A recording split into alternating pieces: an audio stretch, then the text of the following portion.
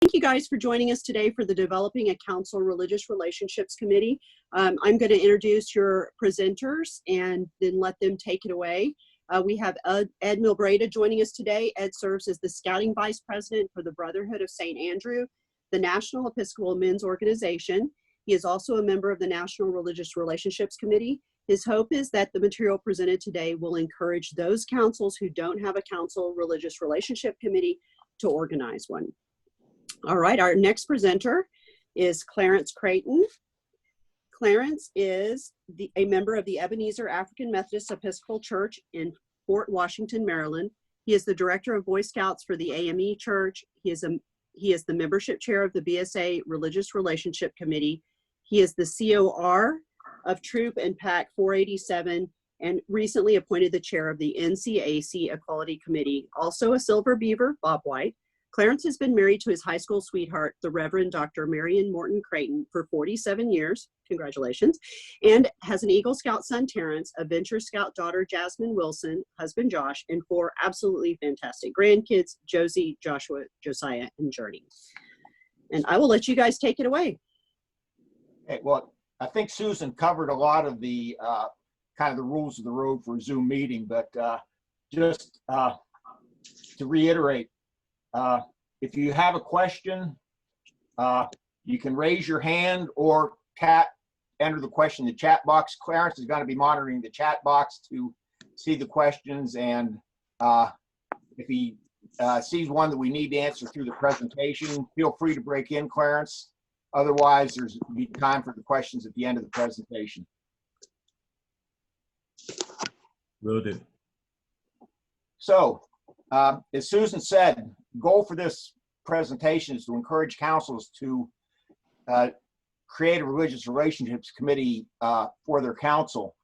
And first thing I'd like to ask everybody to do is, if your council has one, can you put your council name and maybe some of the things your committee does in the chat box, so our subcommittee, our membership subcommittee, can track that and get ideas we might want to share with throughout the scouting community. So that's your first assignment for today. We did a survey maybe 3 years ago, and there was only about 30% of the councils at that time reported that they had relationships committees, which was one of the reasons why this presentation got developed. So to start off, this might look familiar to people. And the important thing is the first thing a scout does when he says the scout oath is he pledges to do his or her duty to God. So religion has always been an important part of scouting, and I think it will continue to be. And as you see for the next couple of slides, the BSA has reiterated that very recently, that it will continue to be part of scouting. I'm not going to read this, but the important thing is that in the Doctrine of Religious Principles, that they say that no member can grow into the best kind of citizen without recognizing their obligation to God. So, how can councils help the scouts support their duty to God? Using with the Religious Relationships Committee. Basically, the idea behind the committee is to expand opportunities for the 12th point of the Scout Law for both youth and adults that are associated with the scouting program. And you can see some of the things that they might be able to do.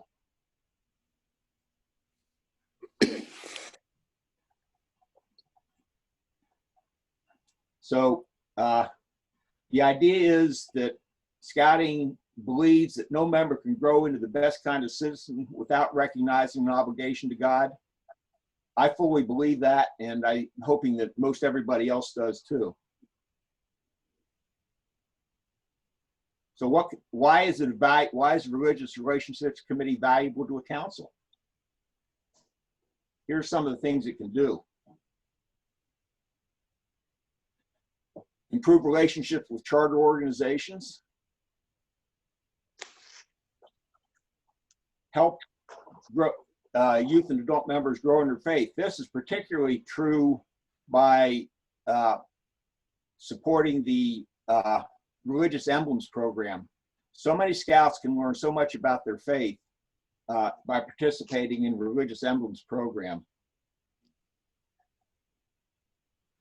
Provide training. I'm sure some of you have attended other sessions where the things like chaplain training and chaplain aid training were talked about. This is something, if you have a religious relationships committee in your council, they can provide the instructors for that kind of training at a University of Scouting or another training event.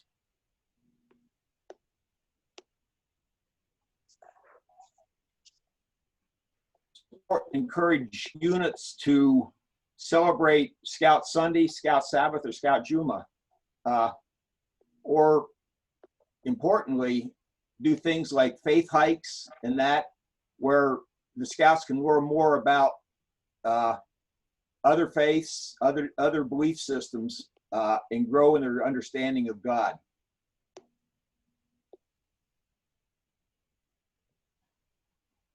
Provide chaplains for summer camp and council or district camporees.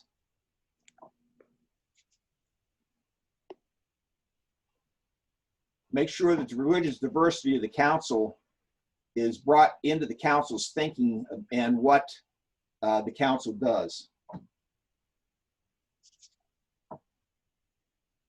How do you form one?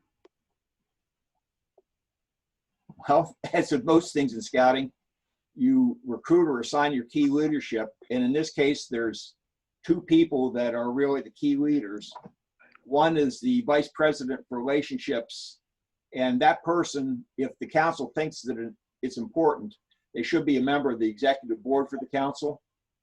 And the other one is a relationship staff advisor. This way you have a member of the staff that has a responsibility for relationships. So what do we look for in a vice president for relationships? Knows and is active in scouting. Has the contacts to talk to multiple faith groups. And has the leadership skills that come with being a vice president for a council. This is something that's important, is assign a senior professional to the relationships, to the role of relationship staff advisor. If it's a council, if having a relationships committee is a council priority, the professional that has that role should make it their priority too. What I'm saying is that person should not be the most recently hired DE. So they shouldn't. They should be somebody that has some experience and has been around the road once or twice to know what working with charter partners is all about. Importantly, the committee should represent the religious diversity of the council. I know a lot of councils have separate Catholic committees or separate Jewish committees, but it's great if representatives from those committees can be brought together in a council relationships committee where they can share common things and learn from each other.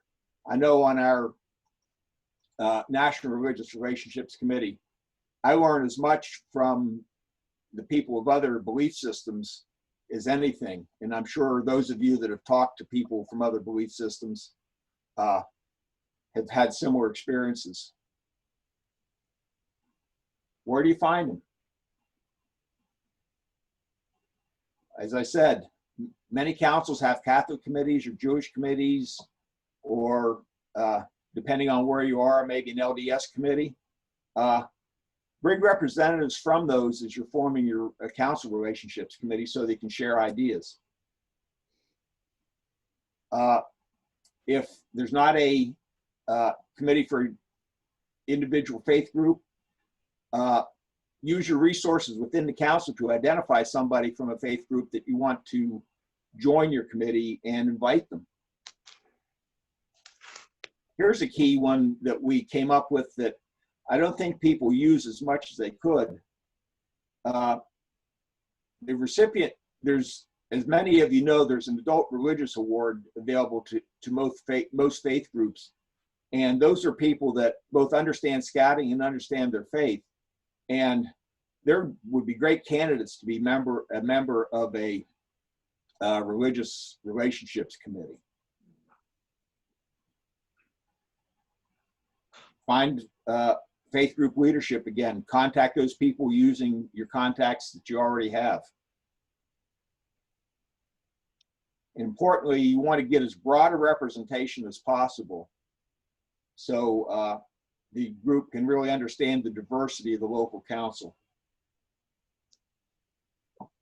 One that I know we've had trouble with in my council is for churches that aren't denominational, how do you find somebody to represent them? And what we think we can do is find ministerial alliances that we can contact to identify maybe a representative. Here's what a sample organization chart might look like, where the vice president for relationships is part, as I said, part of the executive committee, and has a staff advisor that they work together. If the relationships vice president, he could have responsibilities for other than religious relationships also, and if he does, that person would need to be, there would need to be a religious relationships committee chair also.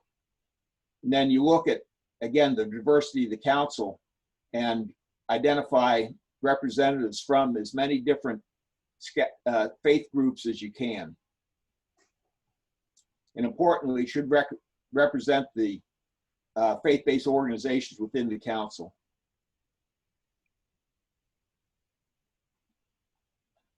What kind of things could the committee do?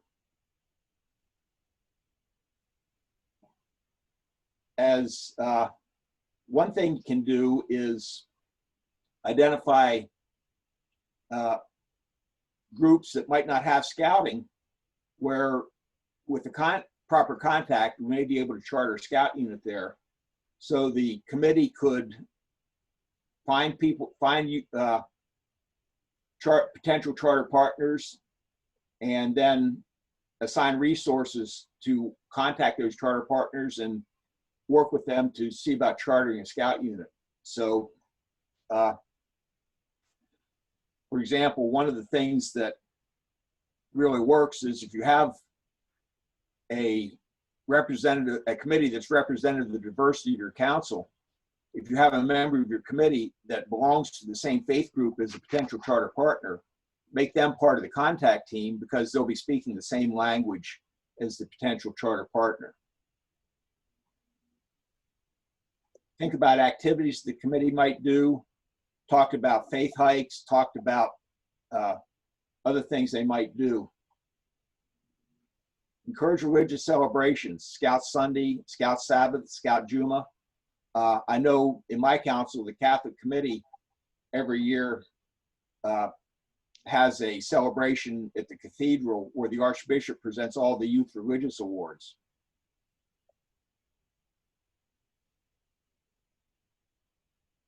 Support and encourage the Religious Emblems program, and importantly, identify a Council of Religious Emblems coordinator so you have a champion that is supporting the Religious Emblems program. Some of the things that happen when a council might make relationships a priority. If any of you went to the, I think it was the 2016 national meeting out in San Diego, the Orange County Council did a presentation on what happened when they made relationships a priority, and they found out, got 24 new units out of that. And even more importantly, trained a lot of charter organization representatives, so the relationship with their existing units was strengthened.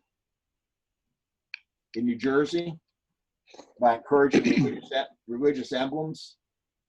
The council has increased the number of emblems they have a summer camp for Jewish youth that have dietary restrictions,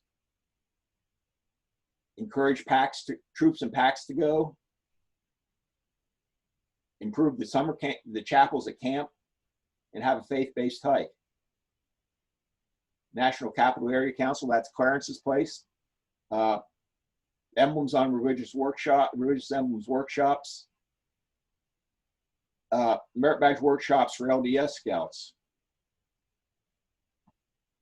Wood badge that is friendly to people that were Saturday is part of their faith.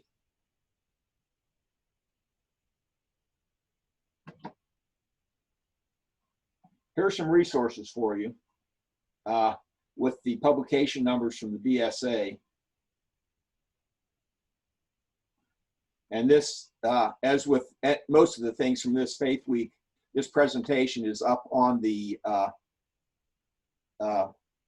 web page that I think Amanda has sent out or will be sending out the link for.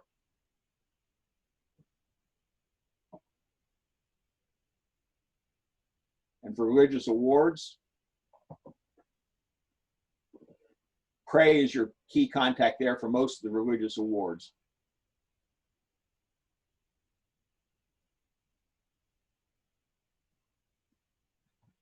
If you want to see a more detailed example of how a good council, a strong council of religious relationships committee can make something happen, about 2 hours, Jim Marchbank is going to be doing a session on a religious emblems mapping program where the St. Louis Area Council has developed an application for your cell phone where you can, depending on what your faith group is, you can identify a religious leader to work with the scout that will, where you can contact them so your scout can have a religious leader to work with on their religious award.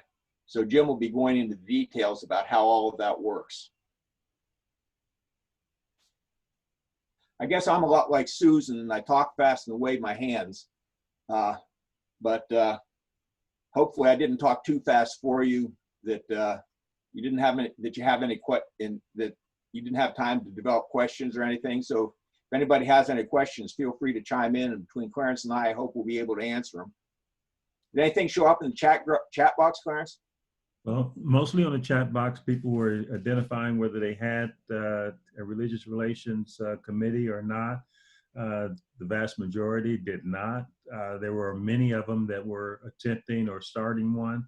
And then there were a few that said they had a Jewish and a Catholic relationship committee. Got it. Not a real formal relationship committee. Okay. Paul, I saw you had your hand up. You need to unmute.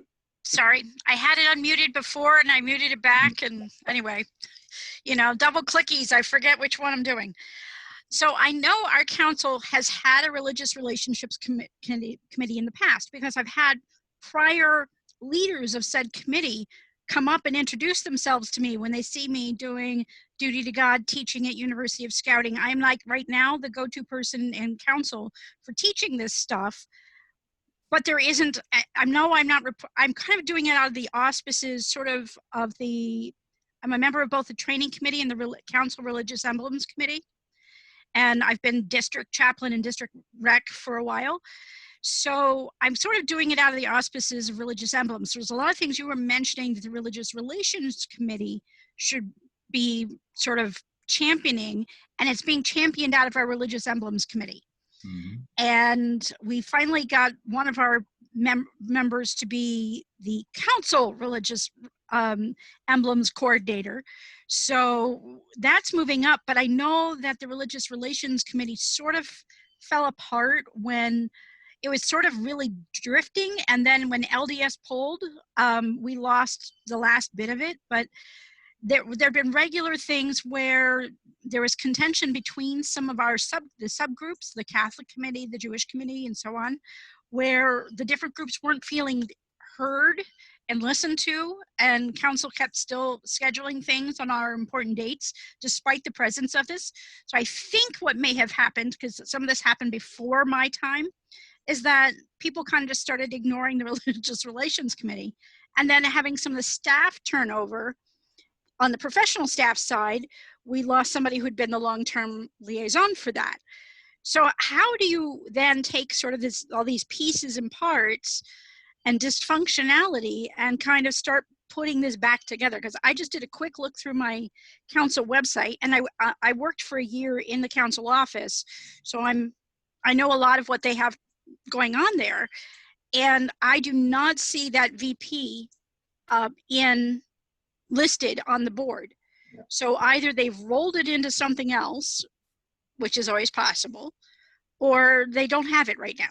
Yeah, well, I think frequently it gets rolled into the membership role, but you know, I think you just accurately described what's going on my council too. So. And I think, I know the National Religious Relationships Committee has had a real push to get the resources out there so councils are aware of all the conflicts that different faith groups have for scheduling events. And I think it's basically an awareness thing that you almost have to have. And if you can get a committee going that has the right representation, you can make councils aware. And you Well, haven't. I want to kind of step in here, is that some of it is not an awareness issue. There's, if Bruce Nelson's on this call, I don't know if he's on, but he's been on a lot of the Jewish calls in the morning. He recently moved from Rochester to Syracuse, but he was part of, and he was chair of the Jewish Committee on Scouting here in Rochester and for Seneca Waterways. And he was regularly talking to and advising and saying, here's our dates. You know, let's not plan this big thing on Yom Kippur, please. And the council went, no, but that's really our only day. So, oh, well, you just don't come. And it happened with every holiday. The only holiday that got any recognition, and as Jewish folks run into this all over the place, is, oh yeah, well, we'll recognize Hanukkah. Well, really, I could care less if you recognize Hanukkah. Really, personally, we don't care. We've got bigger dates. You know, do you want us to schedule this on Good Friday or Easter? No. So this has been, I know that tension existed when, and it was there when we started as Cubs, because we started off in a Jewish Cub pack. And I know that that tension was going on at the time, but I was so new and didn't really understand all what was happening. By the time I got to where I am now, a lot of that stuff is all blown up and is all gone. And basically now it's, we ignore, you know, the Jewish Committee on Scouting just rolls their eyes every time council schedules something. I periodically go bug people because I'm now like one of the most outspoken, visible, you know, non-old person, as somebody said, a Jewish person running around, and I'll say, yo, you can't do that. And I've made a big deal out of it. So, you know, it's happening, but I don't know how to revive these kinds of things. And I do, you know, so. Paula, this Yeah. is Bill Sternberg. So Yeah. You may know, and maybe others know as well, but there is a calendar on the BSA website. Oh yeah, yeah, we know. That Bruce Chudikoff put together, and it Yeah. has all of the significant dates for all of the, for many, many faith groups. And it really is something that BSA has promulgated as to local councils, that they really ought to look at this when they plan their calendars, so that, you know, that they don't offend people. But I'm glad you brought it up. Yeah, I saw it, and I love that calendar, and I say, guys, look, your own stuff says. And, you know, so we go around on this on a pretty regular basis, and then you kind of ignore for a year or so because you're tired of fighting about it. And yeah, there's these great resources. They didn't even have to have me be the nudge to respect mine or other people's holidays. And yet they schedule what they schedule and say, oops, sorry. Yeah, a lot depends. I'll share a little kind of a reverse story on that. Well, I was pastoring a church up in northern part of Iowa, And I kept having these kids that didn't show up on Sunday because they were all participating in AAU volleyball or basketball or this or that. I contacted the president of the Iowa AAU, who proceeded to tell me that Sunday was the day that they were going to do it, and they didn't care because that's when they could get the gyms. So I went to our ministerial association. We went to the school board, and the school board in our whole county shut the AAU out on Sunday. They couldn't rent, nobody could rent a gym on Sunday. So I won. You know, and sometimes we have to do the same thing with the council and tell them, we're not going to participate and nobody's going to participate because you're using our dates. Yeah. It's kind of the protest, you know, non-violent protest. Well, this year, our University of Scouting, is it University of Scouting? No. Yeah, University of Scouting got shut down. It had been originally scheduled. I'm trying to think. No, it's not University of Scouting that does this. It's always on a Saturday. One year they did it on a Sunday, and it was very well attended, but, you know, they went back to Saturdays. The Merit Badge University is always on a Saturday, and there's always adult training at the same time. And I've said, okay, can we alternate that? Can we do something because, you know, or can we schedule a second thing? Because we have all of our Jewish scouts are not going to attend. A fair number of our other scouts, we have some other religious groups that also have Saturday or Friday nights. Regularly, Merit Badge University is almost always scheduled on Scout Shabbat. So Paula, this is Phil Stripper. In our council, the National Capital Area Council, the Jewish Committee has hosted a Merit Badge Fair, Religious Emblems Workshop, and Adult Training Day, of course, on a Sunday. And what we do is we ask the key people who made presentations at our University of Scouting to make those presentations on to people who show up. And it isn't just, it's anybody. We don't care about the faith, but we made it available to people who are, to attend our event. So perhaps I'll get in touch with you then and ask you for a little more information on how that's structured. Yeah, we can definitely reach out and share those different resources. And it does happen that there's conflicts with faith groups, and they do seem to repeat sometimes. What I typically have tried to do in my own area is right around March is when councils that are doing June program preview are placing in those council and district dates. If you send them the link to the calendar, a nice kind and friendly reminder, just in case you weren't aware of this resource, here is this calendar, that can sometimes help. I want to jump to one of the questions that came up in the chat. What is the most compelling reason for a council key 3 to want a religious relationships committee? Think about this from multiple sides. You're asking on this question the council key 3. There's professionals in that key 3. And in order to keep a council going, they have to have membership. They have to have retention. They have to have good programs going on. If they form a council religious relationships committee, we can take care of a lot of that work for them from the volunteer side, because we're able to reach out to other units, to other churches, to other synagogues, temples, mosques, all of the different names that we have for our faith buildings and our institutions, and start new units. There's higher retention rates in our groups. If they earn religious emblems, they're more likely to continue all the way through Eagle Scout. So you're looking and you're selling it to them from the perspective of how can we help them to make their job easier, to make them meet the goals and the responsibilities that they have. Look at it from their perspective. If you're selling it to a board member, how do we help develop future leaders in our communities through these faith-based units, through the religious emblems programs, helping them get to Eagle? If you're looking from a volunteer side, how can we bring in a bunch of faith leaders that can help fill spots out in their committees? So what other ways have you guys worked with on compelling reasons for council key 3s? Amanda, I've got just one quick comment to that. one of the things that's a benefit, and we have a very diverse faith representation here in Atlanta, but one key factor that our Council Key 3 is reminded of on a fairly regular basis is that 82% of our units are chartered to faith-based organizations. And when you speak of the membership aspects of it, then we go back and we use an older initiative that was put together called a faith-based initiative. And we would assess from all the council, where do we have a Catholic church that has a troop and nearby there's not anything. So perhaps they want to start a pack. This is one way to start looking at it and saying, there's ways that we can do this. And how I have done this is after we've compiled all the data, I walk into the council membership committee and parse it out to the various district membership chairs and say, here it is.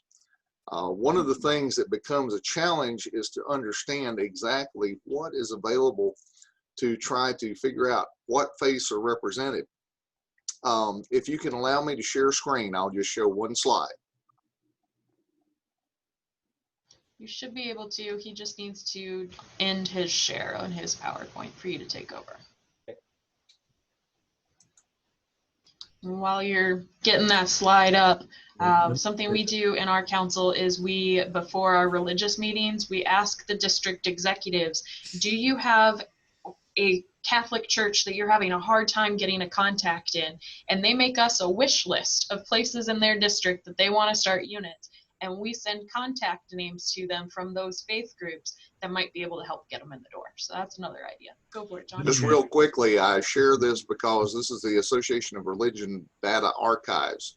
It allows you to put in by zip code what area you're interested in. I have only shown you a small part of what was a composite of 3 counties to give you a flavor for this is how many congregations there are and this is how many who are attending in those faith groups.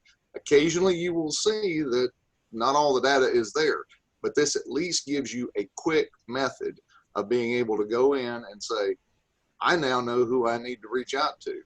And Jim Marchbank and I have talked a couple of times because he has some faith groups that he has very strong in his religious relationships committee, and I don't. So we're trying to share a little information and try to recruit those folks. Thank you. Okay, let me add to this a little bit.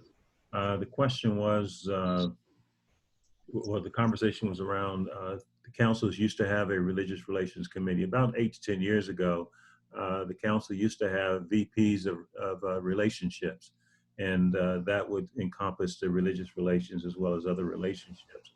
They've now kind of melted all that into the membership, and the membership chair now has all of that responsibility. So what you have to do is get involved with that and try to get to that membership committee chair and let them know the importance of having a religious relations committee. The other thing that we need to say here is that and one of the questions was, what was the compelling reason for a council to do it?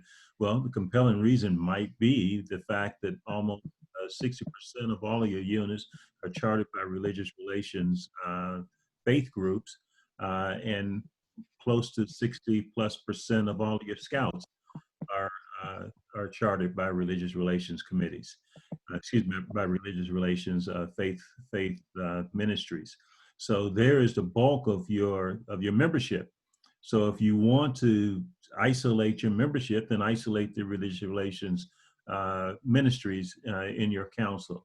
The other problem that we're having, though, is that we have a lot of, I'll be careful how I say this, a lot of our DEs are not grounded necessarily faith-wise, and they do not see where the faith community plays a huge part in their council or in their district specifically, and they're a little bit afraid of it. They don't know how to approach the pastors or imams or rabbis in their community, and that is another reason why you want to have a committee, because if you have a committee who is very diverse, then you're now able, then that DE is now able to tap that individual of that particular faith to go with them to go contact a new potential prospect. So those are the reasons why you should have a committee, and those are the reasons why I think that they will allow councils to grow more than they are now. Thanks, Clarence. Let me, if I could, just interject and comment on what John and Clarence just said. Somebody asked Willie Smith why he robbed banks, and he said that's where the money is. Mm-hmm. And the faith community is basically where the money is for scouts. And we have an overwhelming majority of chartered units that are sponsored by faith organizations. So they're really, really important. Next point is that, as Clarence said, if you have a DE that's a little uncomfortable, and whether he is not as active in a faith organization as he might be, he can grab a member of the Religious Relationships Committee and take him, and that member can speak the right language and make the introduction.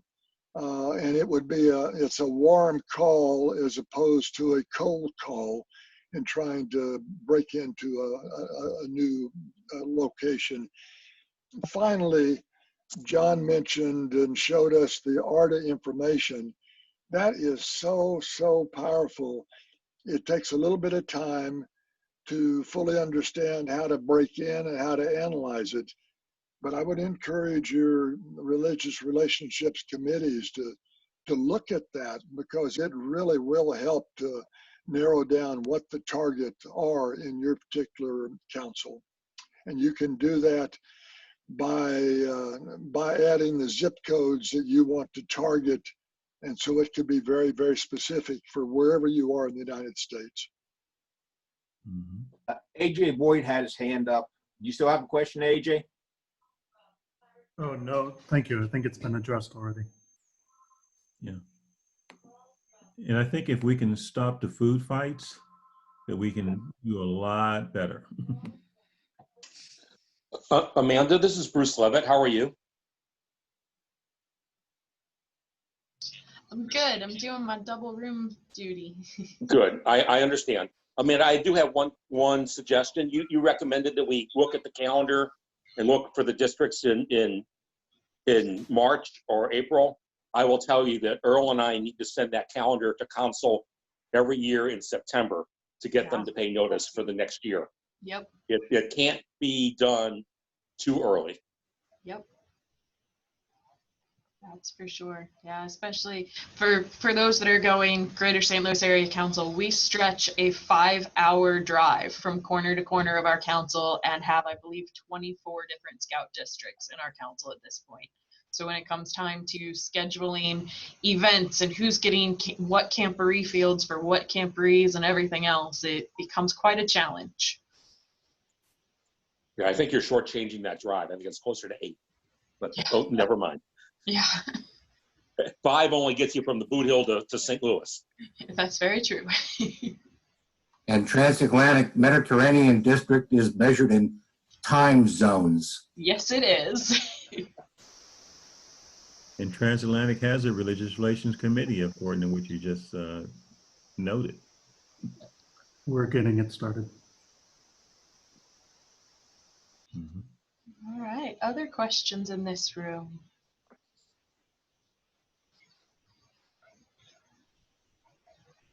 So what does general consensus, the impediment for not getting a unit started, a religious relations committee started,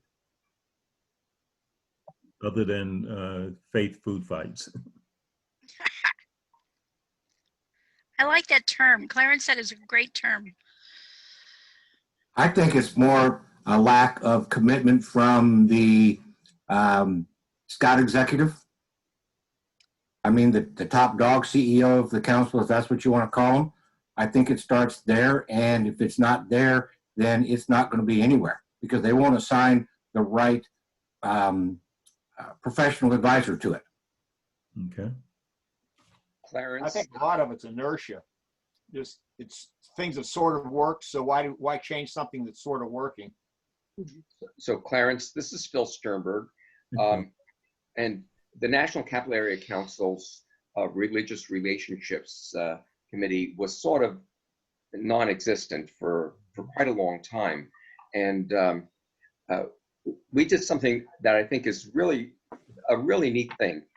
The Endowments Committee chairman, a fellow named Forrest Orton, sponsored and got the Endowments Committee to pay for it, a prayer brunch on a Sunday at our local scout camp, local meaning within an hour or two for most of the people in the council, and invited all of the faith-based committees, which some of them were functioning actually, to bring their, to advertise and bring families, and he had some amazing guest speakers, and this became, we've done it twice now, and it was a really, really positive thing, and we had, of course, our council executive at both of these events, and many of the other people, key staff people, and it was extremely impressive. And there were, kids and parents, and it was a delightful event. And we even hosted a Scouts Own service at the chapel in this camp, and had scouts from various faith groups get up and participate in a prayer service that included relating the Scout Oath and the Scout Law to points that were important in their faiths. And so as a result, we have actually formed a functioning religious relationships committee now, and it's operational, and I'm very optimistic about the future. I guess what I'm hearing, just summarizing things, is that if there's a champion that's willing to push the system, things can be made to happen, and that's what is needed in a lot of ways. Yeah, and I think one of the key points was just made was that if you have to get the council exec to get some buy-in on it, at least to get to them to let them know the importance of it. But if you lay down the numbers, they have no choice but to recognize the importance of the faith community and to get that committee set up. And Phil, like you said, that Forrester is doing a great job on getting the committee set up in the National Capital Area Committee. Hey, Clarence. It's Jeff Goldsmith. Hey, Jeff. We've spoken many times, but I will tell you, certainly as a member of a Council Key 3, you're absolutely spot on. It's got to get in front of people from the perspective of this is membership in order to be something. No. Yeah. There we go. Okay. Keep going. Clarence? I was just saying that the most important thing is to keep it from the mindset of this is membership, this is relationships, this is building our future. And if you do it from that perspective, you'll certainly get people's attention at the Council Key 3 level and the DE staff. Absolutely. Clarence, one of the problems I found when I was chairman of our council's Religious Relationships Committee, and I unproudly say it went defunct. One of the major reasons was I could find plenty of Catholic scouters that were active. In matter of fact, I had the chairman of the 2 diocesan Catholic committees on scouting as members of the committee. I had plenty of United Methodists who were very active in scouting, but finding some of the other faith groups, I went to the DEs and I went to everybody else and said, give me names, and they didn't know any of them. They don't know. They don't know who's active within their churches, because they view the chartered partners as places where the scouts meet in the basement and not as partners in ministry. Right. Unfortunately, that's often the case. Many of our units that are chartered by a religious organization are not partnered with that organization. They're chartered by it, but it's very hands-off. And sometimes by the desire from either side. And when I've talked to the chaplain aides about sort of doing an inventory of the families in terms of what faiths are represented in your unit. So you have a better idea of how to choose your wording when you're offering communal prayer. And they're like, are we allowed to ask that? And a lot of the unit leaders are like, we cannot ask people about their faith. And so we're running, this other piece that we're running against is there's, as much as I know individually, many of the people involved are people of deep faith themselves. The feeling is is that they are not going to infringe on anybody else's stuff. And so there's this whole hands-off around faith. Yes, we believe it, we profess it, we talk about it on rank advancement. And if I want to come and do a talk on religious emblems, they're happy to do that, and they encourage it, but they don't want it to be very public. Phil, I'm in Rochester. So I just got asked a chat question on where I'm from. So, and that's Rochester, New York, not Minnesota. And so, or Phil, I forgot what name I was responding to. So that's something that I've run into, and I'm involved in a couple of Facebook groups for Scouters, and we talk about some of this tension between faith and where the divide is between sort of secular and faith, and how involved should we be with our faith-based charters, and what do we do, when we have scouts? Are we discriminating those who are not faith-oriented in the way that we typically traditionally have defined it? Can we redefine it? And those discussions are hotbed right here. We're constantly having these conversations, and they're all like, they can't figure out how I'm a chaplain like in real life and not just in Scouts, and I teach religious stuff, and I'm a serious religion geek, and how I have some very good friends and wonderful conversations with atheists. And so, there's this huge tension here.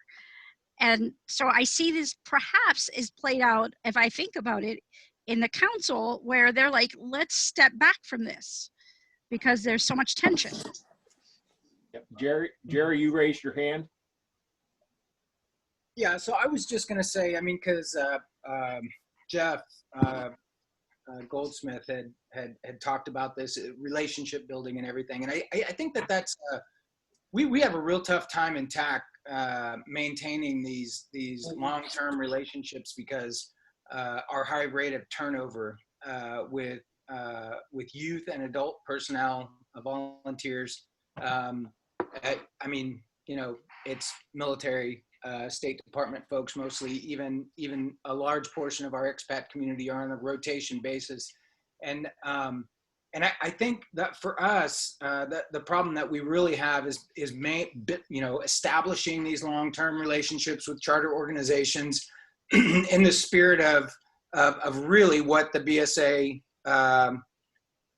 is kind of pivoting back to, ensuring that over the course of the last couple of years, the BSA has put a lot more emphasis on the importance of your charter organization and the relationship with the unit and the hiring authority, AKA the charter org rep. Those charter organizations own our units. So it's super important to have an established relationship with that group beyond just, having meeting space provided. Somebody else had said about, a partnership, a relationship with some of these faith-based organizations. I think that's where we kind of got into trouble, where we shift from this faith-based or even community-based organizations. I was surprised at how many charter organizations that we have here in TAC that are basically clubs. They don't, they don't have space. They don't have. They're kind of glorified clubs that meet in common areas on the base or the library or whatever, and they're signing paperwork. And that's pretty much the function of this. But when I moved away from the DoD and State Department, and I am in a pretty large expat community here in Hamburg.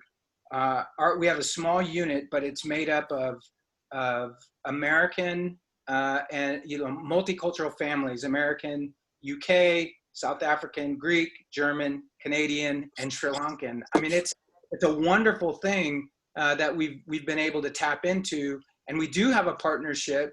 But I don't know how to to help my fellow Scouters in our district and in the council to kind of look out beyond the gated community that is the military installation or the base. I mean, it's, we're a funny group of people. When we move outside of the confines of the United States, we remain pretty insular in these environments. But I think it goes back to, because AJ had kind of mentioned about combining this international, interreligious elements. Yeah, I just wanted to throw that out there about this, the idea, the concept of the importance of establishing and maintaining those relationships with the charter organization. I'd like to thank you guys for joining us. Thank you, Ed and Clarence, for leading this discussion. It was a really good one. I'm sorry to be the timekeeper, but we are going to roll into another Zoom class. But I'm sure that, they can follow up with you directly, can't they, if they have additional questions? Yeah. Okay. Yeah. Let me put my my contact info on the chat. Okay, sounds great. Okay. Thank y'all very much. Mine as well. Go ahead and put for mine. Participating. Okay. Thank you. It's really good. I appreciate my little rant there that I didn't see too many eyes rolling. So I appreciate you letting me rant a little bit about some of what's going on here. And it sort of seemed like, it's not an uncommon situation. It's, but it sure is frustrating.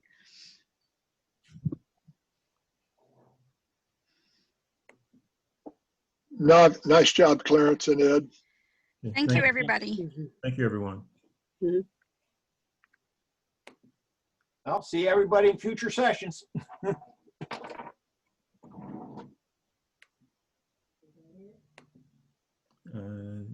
Yeah, I was trying to put my information in there, but. Great job, Gus. Thanks.